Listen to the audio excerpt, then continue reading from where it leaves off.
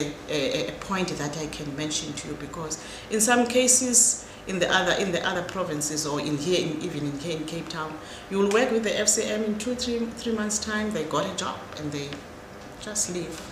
So with Ulusikisiki, you know, those people are really determined to do the work. They've committed themselves. They've got the passion to do the work.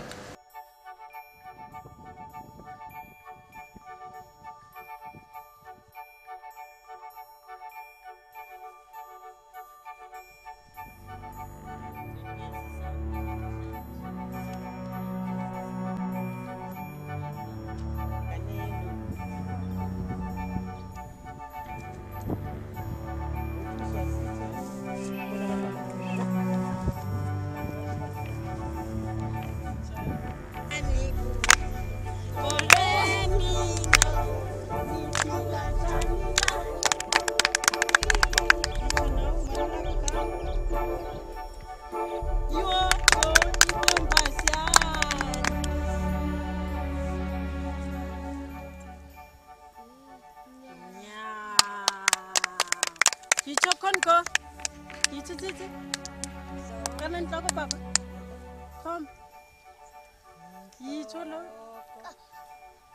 Yicholo ba intoni na le yicholo.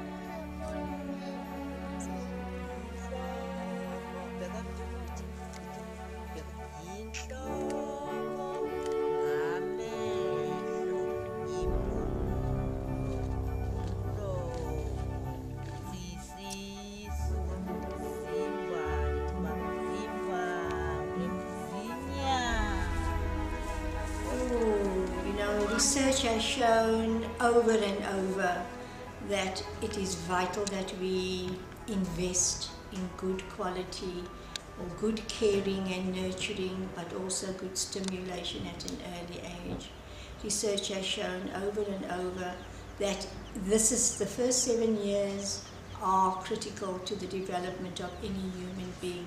So the better that support is and the better stimulation there is at that age will stand this child and help this child to develop to his or her full potential. So I always believe that we tend to focus on matrics and getting them through matrics, but the matric results starts with the early interventions that there have been with young children.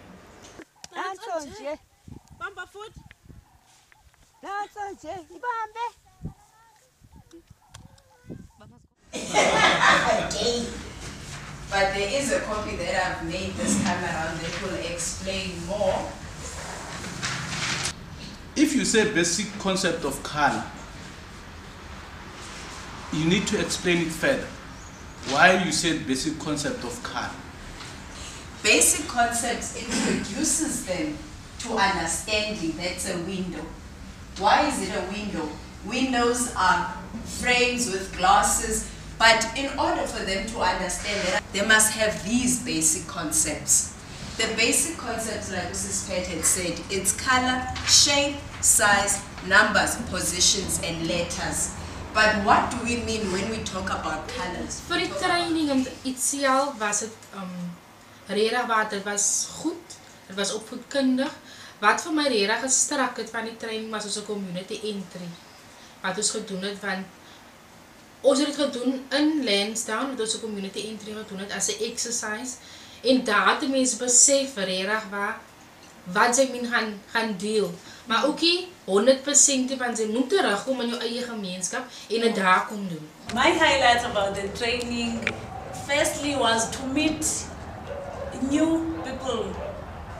Secondly was to get the knowledge which I'm passing now here in my community. For me, the training was it was very resourceful, and for me, a parent myself, it teaches a lot, and I grow in the training. The training let me grow. Baie van ons wat aangesluit het daarso was moeders geweest, maar jy het eintlik toe jy begin met die program, toe ons begin insluit en op baie leersessie is by ELRU, was dit geweest jy is eintlik weer 'n kind En jy begin nou groei en totdat jy op 'n ouer stadium kom.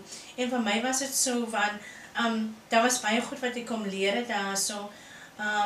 Soos ek het 2 kinders en daar was baie dingetjies wat ek nie altyd aan gedink het nie, maar daar kon ek besef dat ja, hoe 'n mammy ook moet eintlik is en jy het baie geleer van moederskap eintlik. All the training that ELRU does has a very strong personal growth element to it.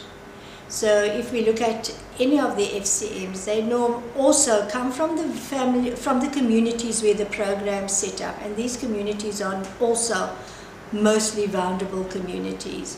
So often it's about watching this transformation of somebody who comes in, who's been selected or to participate in the program, and just watching how they grow and develop on a personal kind of level.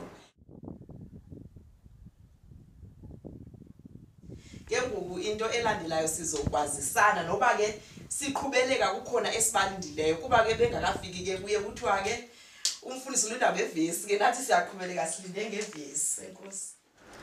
The family and community motivators, they work in Lusikisiki, they work with 10 families.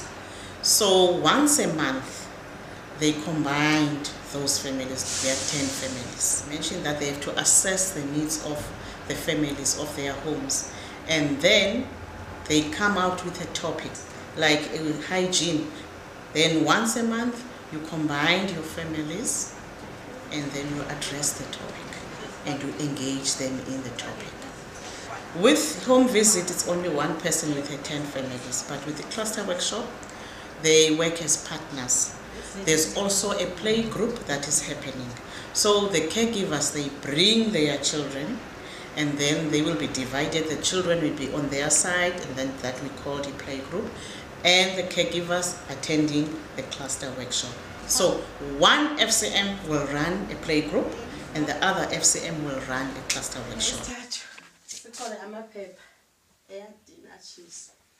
When we go there and have arrange meetings with the stakeholders, sometimes we won't be able to meet with them. We will told that someone is attending a workshop in Bisho, the other one is attending a workshop in Amtata, and we're ending up not meeting with them. We will go and introduce ourselves, engage with all stakeholders, whether it is the department, government stakeholders, Department of Social Development, the Department of Health, Home Affairs, SASA, whomever there is in that particular environment. We will go and talk about the program. We will go and negotiate with them and include them in the discussion. So we don't just go in and decide we will do this here without that very careful negotiation. They need to know who our FCMs are. They need to know what the program is about, so that they, when the FCMs are needing support for families, they are aware. And that generally does work. Once the clinic knows who our FCMs are, our families that we're working with, when they come in or they're worried about a particular case, they can make those kinds of contacts. So they're critical to the process. All the stakeholders are what we call duty bearers for young children, and we all play a role. So it's important for all of us, for us to be developing the relationship with them, and for the program to develop the relationship with them. The FCM program can be the hands on the ground that government departments often struggle with because they don't have sufficient hands on the ground. So we can bring the cases where there is the need to the department, and that generally works. I mean, in Lusikisiki, we, as part of our stakeholder process, we met with and engaged with the Department of Agriculture.